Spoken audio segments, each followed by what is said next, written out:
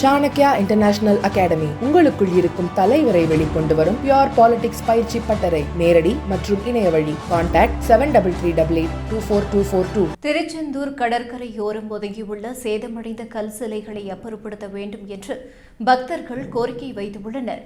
திருச்செந்தூர் முருகன் கோவிலுக்கு நாள்தோறும் வரும் பல்லாயிரக்கணக்கான பக்தர்கள் கோவில் முன்புள்ள கடலில் புனித நீராடி சுவாமி தரிசனம் செய்கின்றனர்.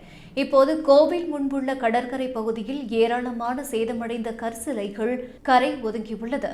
குறிப்பாக பாதம், தலை, முகம் உள்ளிட்ட பாகங்கள் சேதமடைந்த நிலையில் உள்ள சிலைகள் கரையோரம் காணப்படுவதால் கடலில் நீராடும் பக்தர்களுக்கு உடலில் காயம் ஏற்படும் அபாயம் உள்ளது. அதேபோல் கடற்கரையில் நடந்து செல்லும் பக்தர்கள் காலில் இந்த சேதமடைந்த சிலைகள் தட்டுப்படுவதால் முதியோர்கள் மற்றும் குழந்தைகள் கீழே விழுவது மட்டுமல்லாமல் அவர்களுக்கு காயம் ஏற்படுகிறது.